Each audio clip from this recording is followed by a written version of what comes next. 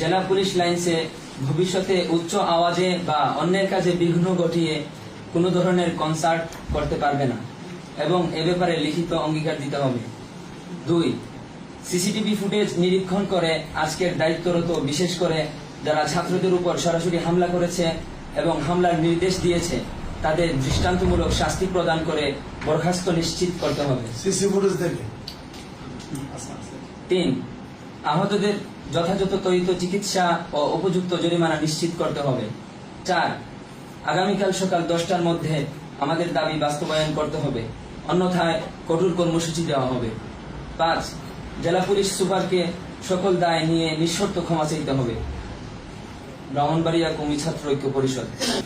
আজকে যে ব্রাহ্মণবাড়িয়া পুলিশ লাইনের যে অনুষ্ঠানটি হয়েছিল, এখানে যে আমাদের কালচারাল প্রোগ্রাম ছিল, সেখানে যে পাশাপাশি হওয়ার কারণে যে শব্দের কারণে মাদ্রাসার ছাত্রদের সমস্যা হয়েছিল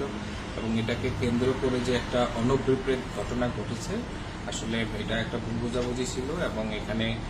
যারা জড়িত, এখানে যদি কারো অতি উৎসাহী থাকে, এটা আমরা অবশ্যই সিসি ক্যামেরার দিকে যদি কারো দোষ থাকে আমরা তাদের বিরুদ্ধে অবশ্যই ব্যবস্থা নেব এবং এটা যাতে এই সিসি ক্যামেরার ফুটেজ যাতে স্বচ্ছভাবে আমরা অ্যানালাইসিস করতে পারি, এ কারণে আমরা স্বচ্ছতা রাখবো। আমাদের এখানে আমরা যাদের সঙ্গে বসেছি, আমাদের সবার সঙ্গেই কথা হয়েছে, আমাদের মধ্যে খুবই ফলপ্রসূ আশা হয়েছে এবং বাকি যে যারা অসুস্থ, যারা চিকিৎসাধীন আছে, ইতিমধ্যেই আমাদের মধ্যে জেলা পরিষদের প্রশাসক যে সিরাজ ভাই, উনি হসপিটালে তাদের গিয়েছেন, দেখা করেছেন এবং সুচিকিৎসার ব্যবস্থা করেছেন এবং তাদের কোনো আর্থিক যদি কোনো যত লাগবে আর্থিক হেল্প সেটা এবং উন্নত চিকিৎসা যদি লাগে, এটা উনি যেহেতু ইনশিওর করেছেন এবং তাদের চিকিৎসার জন্য আমরা সহযোগিতা করবো যা লাগবে। কিন্তু পাশাপাশি এই ঘটনার সাথে যারা জড়িত বা যারা অতি উৎসাহী, যাদের মধ্যে এই উদ্ভূত পরিস্থিতি তৈরি হয়েছে বা ভুল বোঝাবুঝিটা তৈরি হয়েছে, এটা যাতে না হয় এবং এদের যারা দায়ী আমরা অবশ্যই তাদের বিরুদ্ধে ব্যবস্থা নেব। এবং আমাদের যে দাবি ছিল 5টা দাবি, এটা নিয়ে তো এবং আপনারা দেখছেন যে এখানে আসলে একটু উত্তেজনায় ভুল বোঝাবুঝিতে অনেক ছোট ছোট বাচ্চাও আহত হয়েছে এবং এটা আসলেই প্যাথেটিক এবং আমি তাদের সাথে দেখেছি, কথা বলেছি এবং পাশাপাশি আমাদের পুলিশ সদস্য এখানে যেহেতু ওখানে গেটের মধ্যে ছিল, ভুল বোঝাবুঝি হয়েছে, এটা আসলে প্যাথেটিক এবং এটার জন্য আসলেই খারাপ লেগেছে এবং এই ঘটনার জন্য যায় দাঁড়ি এর আসলে যেহেতু আমাদের পুলিশ সদস্যের সঙ্গে ঘটেছে, তো আসলে আমাদের পুলিশেরই ভুল করেছে, এটা ব্যক্তিগত দায় তাদের থেকে নিতে হবে বা আমরা এটা দায় দায়িত্বটা আমরা অ্যানালাইসিস করবো, এটা যদি স্বচ্ছভাবে হয় এটা আমরা অ্যানালাইসিস করবো,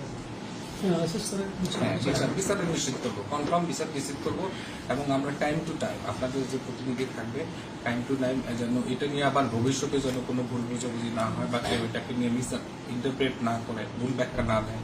বা অন্যান্যদের মধ্যে যাতে ভুল মেসেজ না যায়, এই কারণে আমরা টাইম টু টাইম কিন্তু আমরা কমিটির সঙ্গে কি হচ্ছে না হচ্ছে আমরা করবো এবং এটা নিয়ে আজকে আমরা অলরেডি কমিটি করার কথা বলছি, আমরা করে হয়তো সাইন করে দেবো যে এটা নিয়ে আমরা তদন্ত কমিটি করবো। এই তদন্ত কমিটির সঙ্গে এই প্রতিনিধি অ্যাটাচড হয়ে কাজ করবে এবং এটা নিয়ে আসলে কিছু কিছু বিষয় তো আসলে ফিক্সড টাইম দিয়ে হবে না, এটা হয়তো যারা আপনারা আমাদের সাথে ডিসকাস করতে গেলেই দেখবেন যে এটা কখন হবে এটা আপনারা হয়তো বুঝতে পারবেন। আর আরেকটা বিষয় যে হচ্ছে যে দেখেন উচ্চস্বরে এটা তো কারণটা হচ্ছে যে কোনো সাউন্ড পাশের কাউকে ডিস্টার্ব করুক, এটা আমরা চাই না, এটা অবশ্যই এখানে কিছু মিসআন্ডারস্ট্যান্ডিং ছিল, এখানে হয়তো ছিল, বাট এগুলো আমাদের মধ্যে যেহেতু অলরেডি আলোচনা হয়ে গেছে, এটা আমরা বিস্তারিতভাবে না বলি, বাট আমরা চাই যে এখন থেকে আর সামনে যাতে এই ধরনের অনভিপ্রেত ঘটনা না ঘটে তা আমরা নিশ্চিত করবো।